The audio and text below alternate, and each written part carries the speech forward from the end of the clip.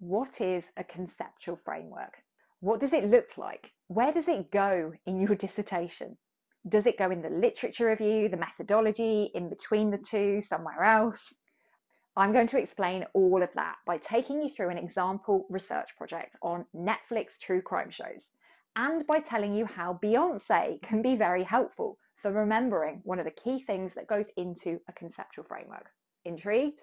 Keep watching. I'm Dr. Elizabeth Yardley, and for the last 20 years, I've been working as an academic in UK universities, teaching social science students about all things research and theory. I've helped thousands of students boost their marks with my easy, straightforward, relatable ways of explaining complex academic jargon. If easy, straightforward, and relatable is your jam, make sure you subscribe to my channel so you don't miss any of my videos. In this video, we're covering 3 key things. What is a conceptual framework? What does a conceptual framework look like? Where does it need to go in your dissertation? Let's get started. What is a conceptual framework? A conceptual framework identifies the main things that you're going to study in your research project. It helps you organize them in a simple and comprehensive way. It helps you to take a step back from them and think about how they might be related, how they might link to one another. In this way, it boosts your ability to be critical and analytical.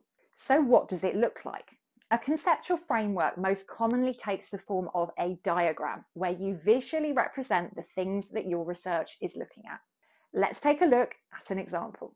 Here is a completely made up dissertation question. What impact do Netflix true crime shows have on knowledge of homicide? What would a conceptual framework diagram look like for this research question, and how would we decide what to include in it? We start by looking at our research question and identifying the nouns within it, the words that represent people, places, or things.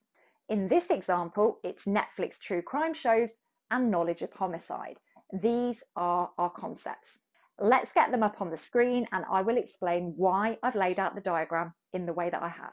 I've put Netflix true crime shows first because that is our independent variable. What does that mean?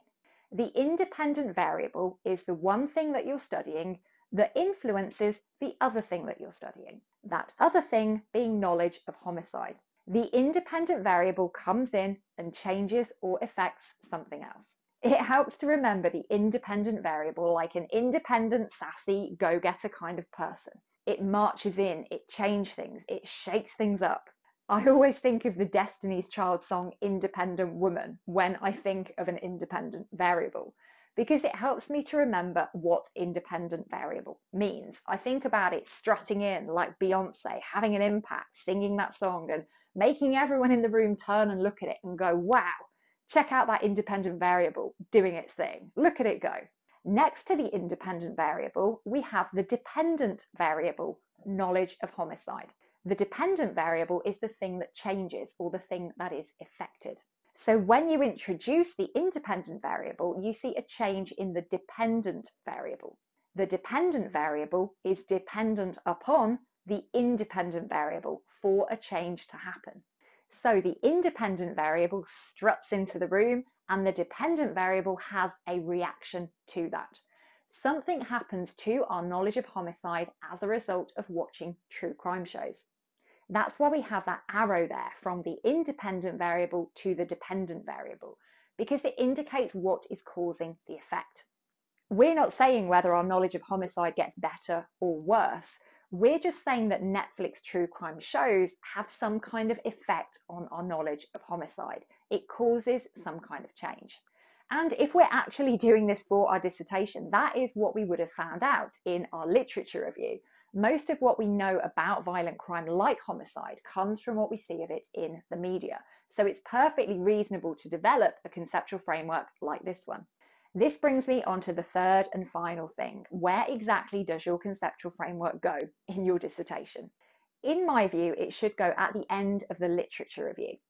After you've read a sufficient amount of literature to be able to identify the key concepts and to critically analyse what other people have said about them in their research, you are in a position to make some observations about how you think they're connected. I would have conceptual framework as a heading within your literature review, which comes before the concluding summary section of it. This actually sits quite neatly here in your dissertation because it's an opportunity to zoom out and to think about the bigger picture again, to revisit your research question, to ask the so what question before you move on to the methodology chapter. The literature review chapter is concerned with the what question. What are you studying? What have other people said about this? What are you bringing together? What factors and concepts are relevant? And importantly, what is the relationship between them? Which is going to be covered by your conceptual framework. The methodology chapter, which comes next, is concerned with the how question, and that is separate from the what question. The methodology chapter details how you're going to investigate this in your own fieldwork. So is the literature review the last time you're going to explore your conceptual framework?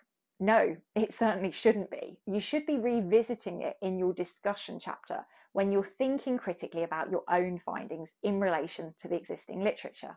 The conceptual framework is a helpful thing to look back on here because it enables you to zoom out again and ask the so what question. You might refine or tweak it here depending on what you found in your own study, and it will form part of your contribution to knowledge. And there you go, a very brief rundown of what a conceptual framework is, the things that you should include within it, and where exactly in your dissertation it needs to go. If you want more tips and advice like this, sign up for my weekly emails where I share relatable, easy to implement strategies to supercharge your studies. The link to that is in the description, so go and sign up now.